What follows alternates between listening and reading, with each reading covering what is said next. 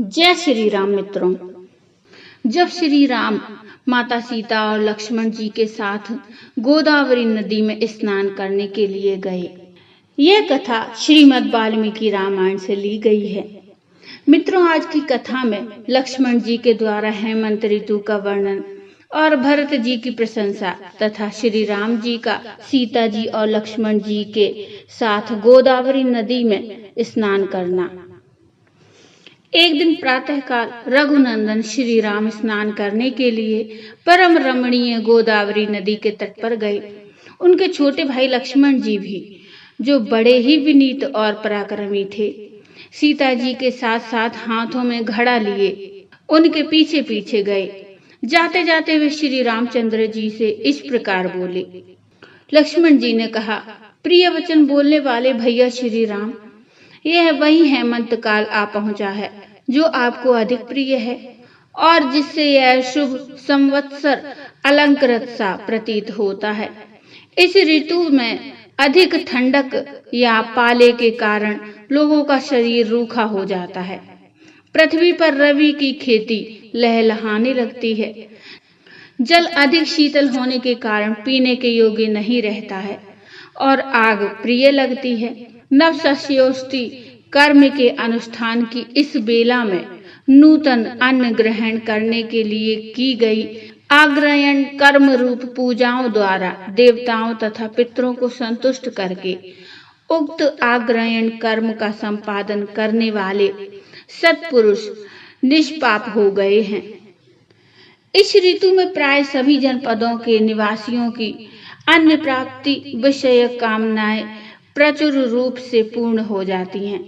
गौरस की भी बहुतायत होती है तथा विजय की इच्छा रखने वाले भूपालगण युद्ध यात्रा के लिए विचरते हैं।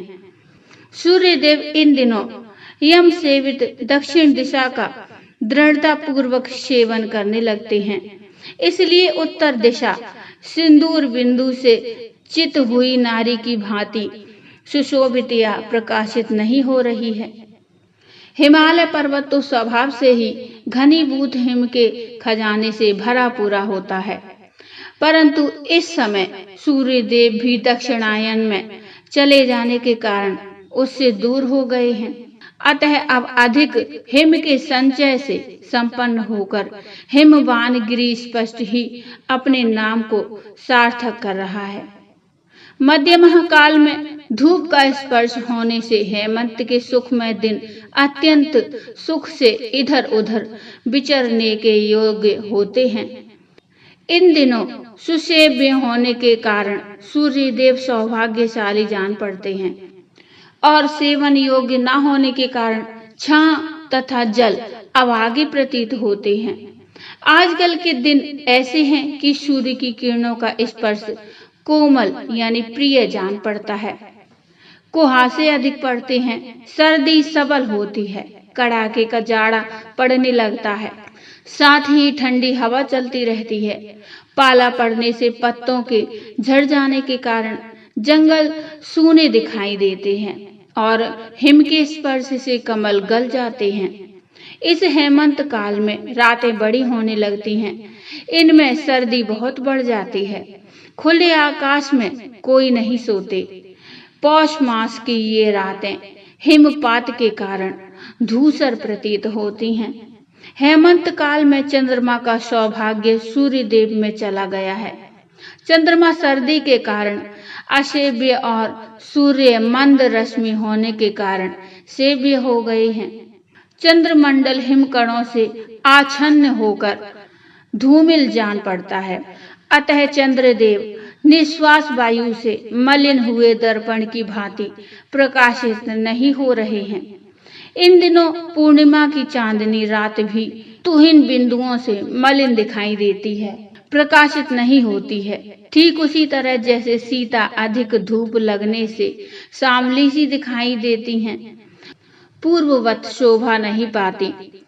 स्वभाव से ही जिसका स्पर्श शीतल है वह पछुआ हवा इस समय हिमकणों से व्याप्त हो जाने के कारण दूनी सर्दी लेकर बड़े वेग से बह रही है। जौ और गेहूं के खेतों से युक्त ये बहुसंख्यक वन भाप से ढके हुए हैं तथा क्रौच और सारस इनमें कलरव कर रहे हैं। सूर्योदय काल में इन वनों की बड़ी शोभा हो रही है। ये सुनहरे रंग के जड़हन धान खजूर के फूल के से आकार वाली बालों से, जिनमें चावल भरे हुए हैं, कुछ लटक गए हैं। इन बालों के कारण इनकी बड़ी शोभा होती है। कुहासे से ढकी और फैलती हुई किरणों से उपलक्षित होने वाले दूरोदित सूर्य चंद्रमा के समान दिखाई देते हैं। इस समय अधिक लाल और कुछ कुछ श्वेत पीत वर्ण की धूप पृथ्वी पर फैलकर शोभा पा रही है। पूर्वाह्न काल में तो कुछ इसका बल जान ही नहीं पड़ता है, परंतु मध्याह्न काल में इसके स्पर्श से सुख का अनुभव होता है। ओस की बूंदें पड़ने से जहाँ की घासें कुछ कुछ भीगी हुई जान पड़ती हैं, वह वन भूमि निवोदित सूर्य की धूप का प्रवेश होने से अद्भुत शोभा पा रही है। यह जंगली हाथी बहुत प्यासा हुआ है। वह सुखपूर्वक प्यास बुझाने के लिए अत्यंत शीतल जल का स्पर्श तो करता है, किंतु उसकी ठंडक असहनीय होने के कारण अपनी सूंड को तुरंत ही सिकोड़ लेता है। ये जलचर पक्षी जल के पास ही बैठे हैं, परंतु जैसे डरपोक मनुष्य युद्ध भूमि में प्रवेश नहीं करते हैं, उसी प्रकार ये पानी में नहीं उतर रहे हैं। रात में ओस बिंदुओं और अंधकार से आच्छादित तथा प्रातःकाल कुहासे अंधेरे से ढकी हुई ये पुष्पहीन वन श्रेणियां सोई हुई सी दिखाई देती हैं। इस समय नदियों के जल भाप से ढके हुए हैं। इनमें विचरने वाले सारस केवल अपने कलरवों से पहचाने जाते हैं तथा ये सरिताएं भी ओस से भीगी हुई बालू वाले अपने तटों से ही प्रकाश में आती हैं, जल से नहीं। बर्फ पड़ने से और सूर्य की किरणों के मंद होने से अधिक सर्दी के कारण इन दिनों पर्वत के शिखर पर पड़ा हुआ जल भी प्रायः स्वादिष्ट प्रतीत होता है, जो पुराने पड़ जाने के कारण जर्जर हो गए हैं, जिनकी कर्णिका और केसर जीर्ण शीर्ण हो गए हैं।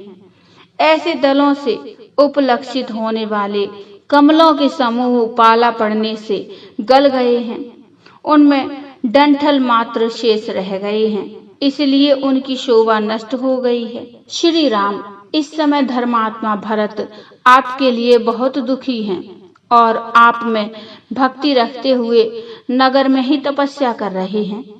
वे राज्य मान तथा नाना प्रकार के बहुसंख्यक भागों का परित्याग करके तपस्या में संलग्न हैं एवं नियमित आहार करते हुए इस शीतल महितल पर बिना बिस्तर के ही शयन करते हैं। निश्चय ही भरत भी इसी बेला में स्नान के लिए उद्यत हो मंत्री एवं प्रजाजनों के साथ प्रतिदिन सरयू नदी के तट पर जाते होंगे। अत्यंत सुख में पले हुए सुकुमार भरत जाड़े का कष्ट सहते हुए रात के पिछले पहर में कैसे सरयू जी के जल में डुबकी लगाते होंगे, जिनके नेत्र कमल दल के समान शोभा पाते हैं, जिनकी अंग कांति श्याम है और जिनके उदर का कुछ पता ही नहीं लगता है। ऐसे महान धर्मज्ञ, सत्यवादी, लज्जाशील, जितेंद्रिय, प्रिय वचन बोलने वाले, मृदुल स्वभाव वाले महाबाहु शत्रु दमन श्रीमान भरत ने नाना प्रकार के सुखों को त्याग कर सर्वथा आपका ही आश्रय ग्रहण किया है। आपके भाई महात्मा भरत ने निश्चय ही स्वर्ग लोक पर विजय प्राप्त कर ली है, क्योंकि वे भी तपस्या में स्थित होकर आपके वनवासी जीवन का अनुसरण कर रहे हैं। मनुष्य प्राय माता के गुणों का ही अनुवर्तन करते हैं, पिता के नहीं। इस लौकिक उक्ति को भरत ने अपने वास्तव से मिथ्या प्रमाणित कर दिया है। महाराज दशरथ जिसके पति हैं और भरत जैसा साधु जिसका पुत्र है, वह माता कैकेयी वैसी क्रूरतापूर्ण दृष्टि वाली कैसे हो गई। धर्मपरायण लक्ष्मण जब स्नेहवश इस प्रकार कह रहे थे, उस समय श्री रामचंद्र जी से माता कैकेयी की निंदा नहीं सही गई। उन्होंने लक्ष्मण से कहा, तात, तुम्हें मझली माता कैकेयी की कभी निंदा नहीं करनी चाहिए। यदि कुछ कहना हो तो पहले की भांति इक्ष्वाकु वंश के स्वामी भरत की ही चर्चा करो। यद्यपि मेरी बुद्धि दृढ़ता पूर्वक व्रत का पालन करते हुए वन में रहने का अटल निश्चय कर चुकी है, तथापि भरत के स्नेह से संतप्त होकर पुनः चंचल हो उठती है। मुझे भरत की वे परम प्रिय मधुर मन को भाने वाली और अमृत के समान हृदय को आहत प्रदान करने वाली बातें याद आ रही हैं।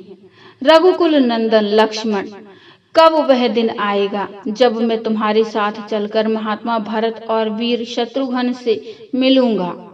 इस प्रकार विलाप करते हुए कुकस्थ कुलभूषण भगवान श्री राम ने लक्ष्मण और सीता के साथ गोदावरी नदी के तट पर जाकर स्नान किया। वहां स्नान करके उन्होंने गोदावरी नदी के जल से देवताओं और पितरों का तर्पण किया। तदंतर जब सूर्योदय हुआ तब वे तीनों निष्पाप व्यक्ति भगवान सूर्य का उपस्थान करके अन्य देवताओं की भी स्तुति करने लगे। सीता जी और लक्ष्मण जी के साथ स्नान करके भगवान श्री राम उसी प्रकार शोभा पाने लगे जैसे पर्वत राजपुत्री उमा और नंदी के साथ गंगा जी में अवगाहन करके भगवान रुद्र सुशोभित होते हैं। तो बोलिए जय श्री राम। मित्रों, ये कथा आपको कैसी लगी मुझे कमेंट में बताइए। कमेंट में जय श्री राम अवश्य लिखिए।